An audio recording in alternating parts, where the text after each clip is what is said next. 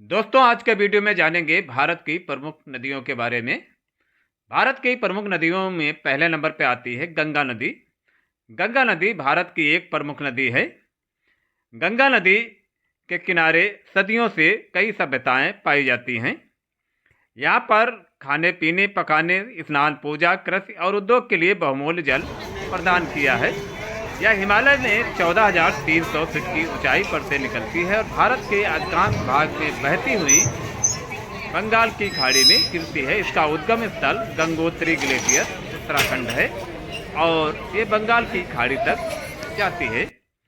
इसके बाद दूसरे नंबर की प्रमुख नदी आती है गोदावरी नदी, जिसे दक्षिण गंगा के नाम से भी जाना जाता है। दक्षिण गंगा के नाम से जाने जाने वाली खूबसूरत गोदावरी दक्षिण भारत की महत्वपूर्ण नदी है और इसका जल बेसिन भारत के 10% क्षेत्र को घेरता है।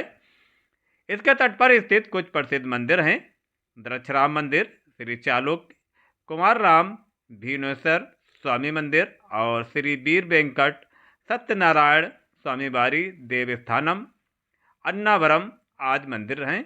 और इसकी कुल लंबाई 1465 किलोमीटर है और इसका उद्गम स्थल रमकेश्वरम महाराष्ट्र है और ये भी बंगाल की खाड़ी में जाकर गिरती है। वहीं तीसरे नंबर की भारत की प्रमुख नदियों में कृष्णा नदी है। कृष्णा नदी या कृष्णा बेड़ी, जो दक्कन के पठार में पश्चिम से पूर्व की ओर बहती है, काफ़ी बड़ा है, जो दक्षिण भारत की सिंचाई के लिए एक महत्वपूर्ण साधन वाली नदी है। इसकी कुल लंबाई 1400 किलोमीटर है और इसका उद्गम स्थल महाबलेश्वर के पास महाराष्ट्र और ये भी बंगाल की खाड़ी में गिरती है।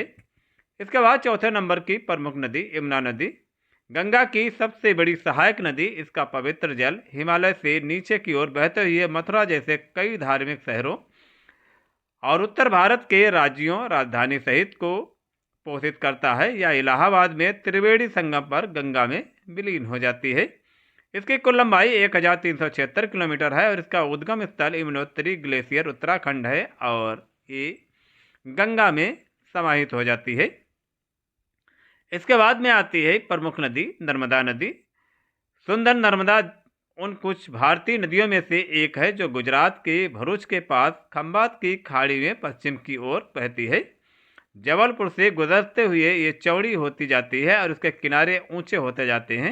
ये इस क्षेत्र की जीवन रेखा है जहां केवल कुछ मौसमी नदियां हैं।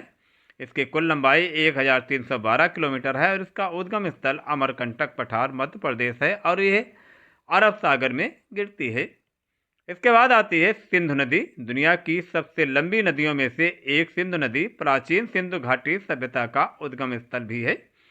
तिब्बती पठार से निकलने वाली या कश्मीर और लद्दाख में लंगा पर्वत से होकर पाकिस्तान में प्रवेश करती है और कराची के पास अरब सागर में मिल जाती है।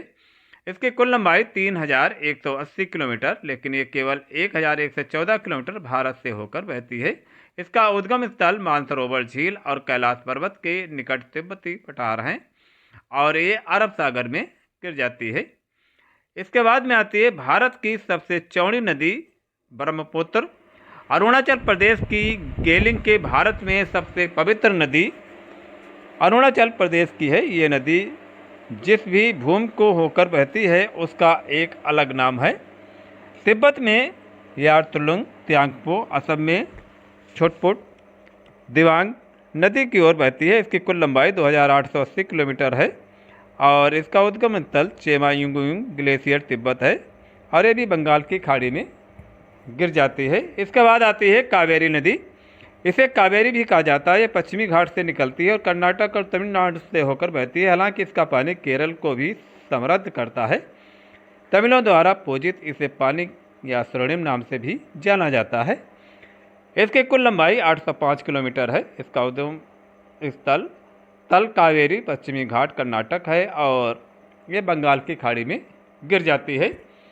इसके बाद में आती है ताप्ती नदी। इसे तापी भी कहा जाता है। ये नदी पश्चिम की ओर अपनी यात्रा 3 राज्यों को पार करती है। इसके तट पर सबसे प्रसिद्ध मंदिरों में से एक है टिब्बा गांव में स्थित गलतेश्वर महादेव मंदिर, जो अपनी ऊंची शिव मूर्ति के लिए जाना जाता है। इसकी कुल लंबाई 724 किलोमीटर है। इसका उद्गम स्थल मुल्ताई मध्य प्रदेश है और खंबात की खाड़ी अरब सागर में गिर जाती है। गाइस आज के वीडियो में इतना ही और आपसे मिलते हैं नेक्स्ट वीडियो में एक नई जानकारी के साथ। अगर जानकारी अच्छी लगी हो तो वीडियो को लाइक करें, शेयर करें, सब्सक्राइब करें। Thanks for watching video.